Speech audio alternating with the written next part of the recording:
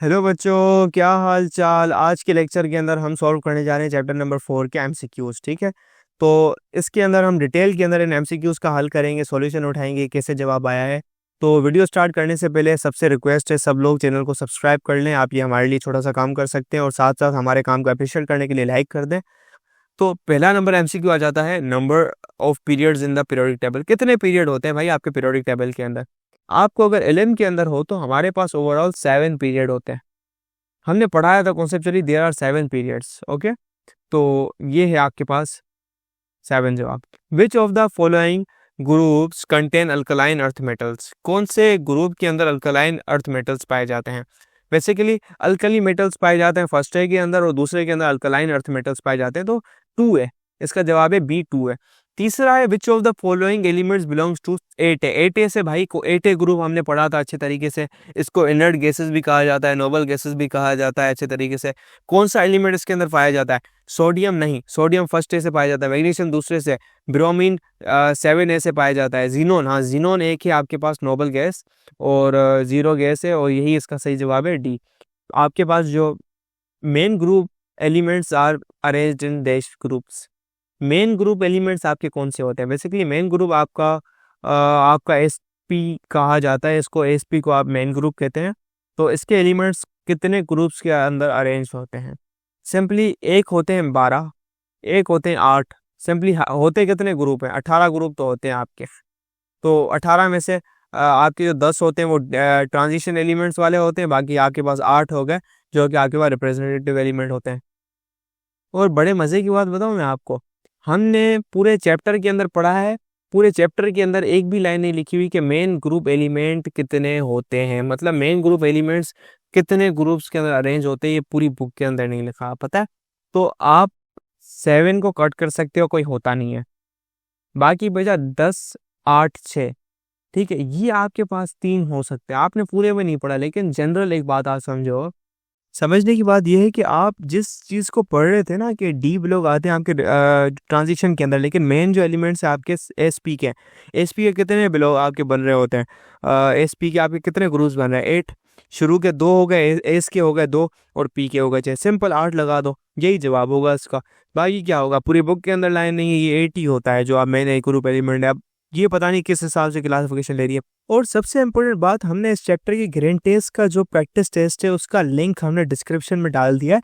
आप डिस्क्रिप्शन में जाकर ये ऊपर पहला लिंक है प्रैक्टिस ग्रैंड टेस्ट को, यहाँ पे जाएं और सॉल्व करें और प्रैक्टिस करें। यहाँ से आपने अगर प्रैक्टिस कर ली, आपके एग्जाम्स के अंदर एमसीक्यूज के अंदर 100% मार्क्स गारंटेड है। उसके अलावा अगर आपको हमारे फ्री नोट्स चाहिए, lecture, guest papers, model papers चाहिए, तो इस पहली वाले लिंक पे क्लिक करके आप हमारे चैनल को ज्वाइन हो जाए, और दूसरी वाली लिंक को क्लिक करके आप हमारा व्हाट्सएप ग्रुप है इंपॉर्टेंट प्रीमियम, उसको ज्वाइन हो जाएं। ठीक है, अगर आपको ट्यूशंस वगैरह के अंदर एनरोल होना है, कोई डाउट है, तो ये हमारा व्हाट्सएप नंबर, इस पर क्लिक करेंगे आप डायरेक्ट व्हाट्सएप पे चले जाएंगे, और तमाम बुक्स के पीडीएफ इस वाले यहाँ पर आखिरी वाले आपके पास गिवन है। आप यहाँ से कोई भी बुक उठा सकते हैं, आपकी जो मर्जी चाहे, सारी की सारी क्लासेस का। इसके साथ साथ आपसे रिक्वेस्ट है, आप चैनल को सब्सक्राइब और वीडियो को लाइक भी करते हैं। पीरियड नंबर ऑफ 27L13, इसका पीरियड नंबर कैसे होगा? 2 तरीकेकार है, या तो आपको रट्टा लगा हुआ है, अच्छा वाला मतलब आपको याद है, मुझे तो याद है 3 का है, लेकिन अगर नहीं आता कैसे हल कर सकते हो? इसकी इलेक्ट्रॉनिक कन्फिग्रेशन करो।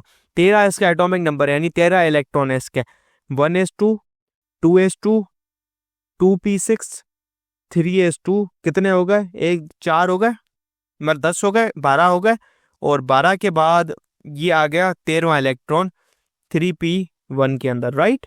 तो इसका मैंने आपको सिखाया था कि हमें पीरियड कैसे मालूम करते हैं इसका। आप इसको आप क्या करोगे, ये 3 आ रहा है ना, आखिरी इलेक्ट्रॉन कौन से शेल के अंदर जा रहा है? इस वाले के अंदर। आपका जो पी है, सबसे बड़े से बड़ा नंबर कौन सा है? 3 है। तो ये जो बड़े से बड़ा नंबर है ना, जो आपके पास इस इलेक्ट्रॉनिक कन्फिग्रेशन के अंदर बड़े से बड़ा नंबर, वो आपका क्या होता है? पीरियड होता है। अब इस भाई साहब, इसका जो पीरियड है हमारा प्यारा वाला, वो है 3। सिंपल लगा दो। वैलेंस शेल इलेक्ट्रॉनिक कन्फिग्रेशन, एक एलिमेंट है एम की, एटॉमिक नंबर 14 है, उसकी क्या होगी?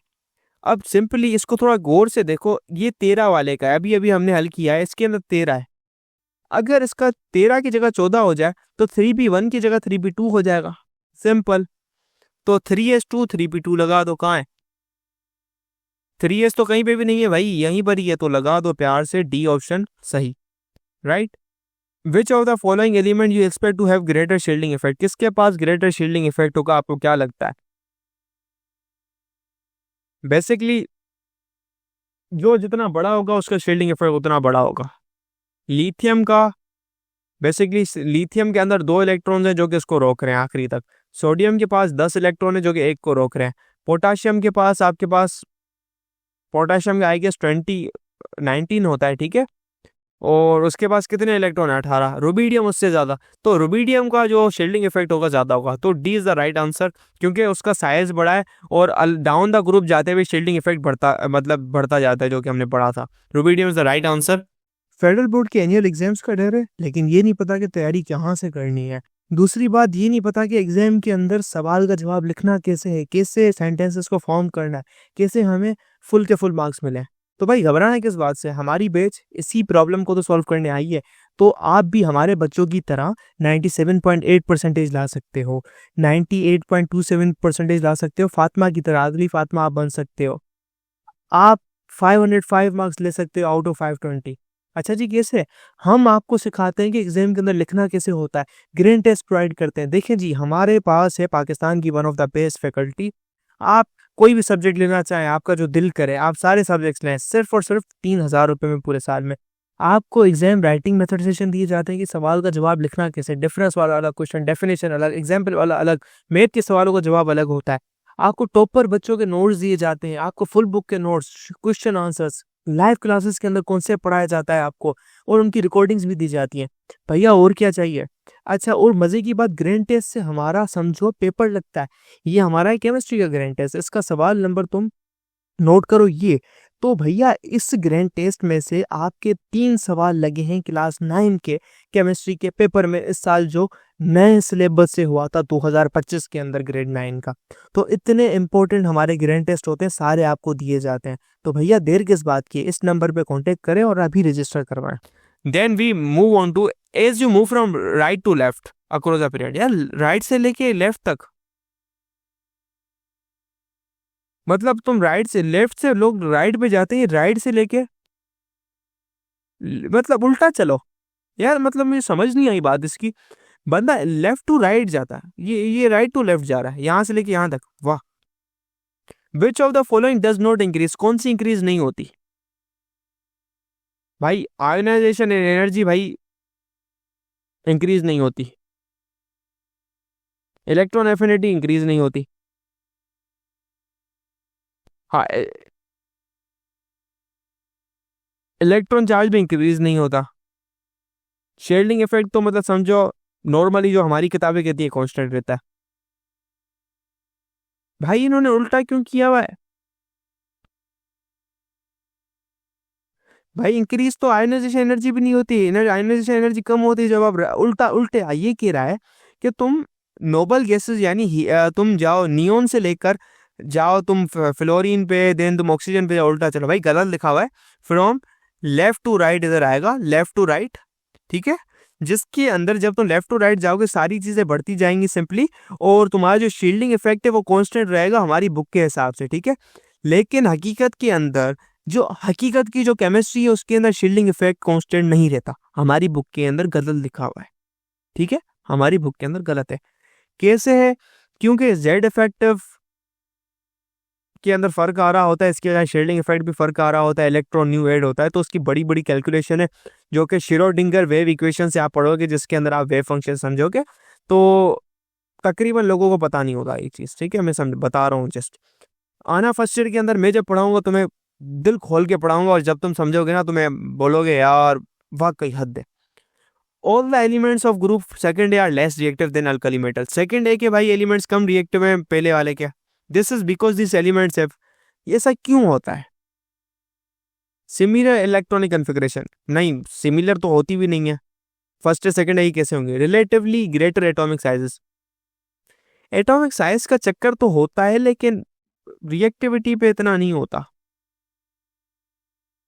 Decrease nuclear charge, left to right जाते हुए ना, मतलब ये बोल रहा है कि सेकंड ए की जो रिएक्टिविटी है वो कम है पहले से, तो न्यूक्लियर चार्ज तो बढ़ता है, ये भी नहीं होगा।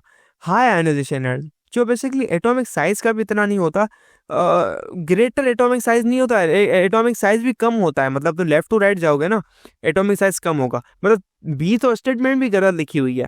अगर बी पर ऐसा लिखा होता रिलेटिवली स्मॉलर एटॉमिक साइजेस, हम फिर भी नहीं लगाते। क्यों? जो मेन रीजन है वो हाई आयनाइजेशन एनर्जी है। आयनाइजेशन एनर्जी बताती है कि भाई एटम रिएक्ट कितना रिएक्ट करने का तलबगार है, कितना इलेक्ट्रॉन देने का सखी देना चाहता है, मतलब उसको कितनी एनर्जी देनी होगी। तो ए इज द राइट आंसर, जो कि एक अप्रोप्रिएट आंसर है। बाकी बकाया मैंने आपको एलिमिनेट करके दिखा दिए, ये किसी सेंस में नहीं बैठ रहे, राइट। तो कोशिश किया करें सबसे अच्छे से अच्छा ऑप्शन ढूंढे, देन तभी काम होगा आपका। वेल यही था हमारा लेक्चर, जिसके अंदर हमने तमाम को सॉल्व किया, कॉन्सेप्चुअली जाना। और मिलते हैं नेक्स्ट लेक्चर के अंदर, तब तक के लिए खुदा हाफिज।